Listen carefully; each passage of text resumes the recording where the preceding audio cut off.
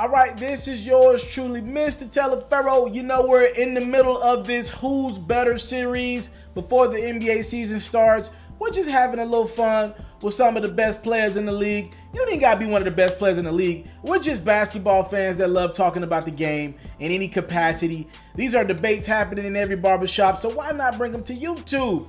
Who's better? I'm asking you straight up, no sugarcoating it. Who's a better basketball player? Paul George or Jimmy Butler? Now, I'm going to give y'all my take, and then y'all give me yours in the comment section, and we'll interact.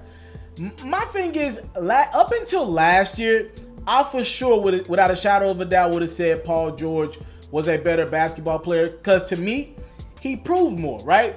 If you look at the talent that was on Indiana, and if you look at the talent that was on the Chicago Bulls, obviously before Jimmy Butler joined Minnesota, he was a Bull. I thought Paul George did more with the talent that he had, or the lack of, though the Bulls were significantly they were significantly worse than the Pacers. Neither team was good, and I thought Paul George did more and has done more throughout his career, more accomplished, of course.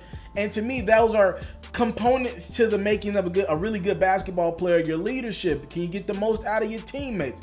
Up until last year, I thought Paul George did a great job of that. Now, the last season that passed, I'm like, yo, neither of these guys had phenomenal seasons to me. To me, if you ask both of them, they say they both underachieved.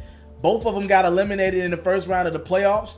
Jimmy Butler was injured pretty much to the end of the season, right? He missed like a little 5 to 10 game stretch towards the end of the season. Paul George was available for the Thunder, but I mean, like I said, Donovan Mitchell got rid of them quickly, right, in the playoffs. So to me, it's like, I'm a roll. Let's talk about why Jimmy Butler, and what about Jimmy Butler makes him so good, right? So Jimmy Butler is a guy who can defend your best player. He's a two-way guy, right? He probably is a little more two-way than Paul George is. I think he's a tad bit better defender than Paul George.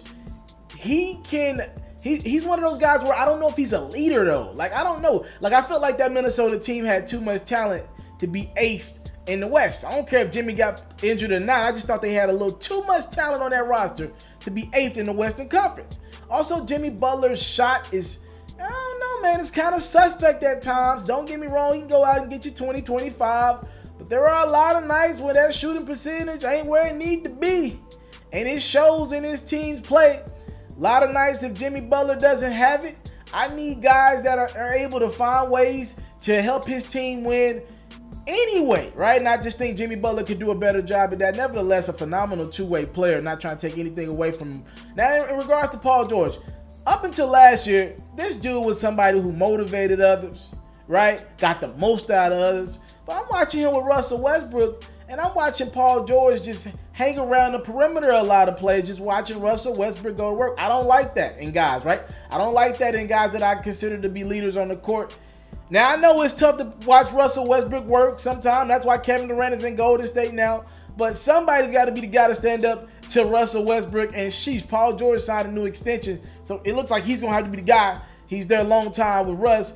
But in revolving around his game, though, I like what PG does on the court. That pull-up three that he's worked on, getting to the rim. I think I'm going to give PG the edge and explosion even after the ugly injury. I still think PG's a little bit more explosive than Jimmy Butler is. He's a better shooter than Jimmy Butler as well. Yeah, I'm rolling with PG. I'm giving a check mark to Paul George.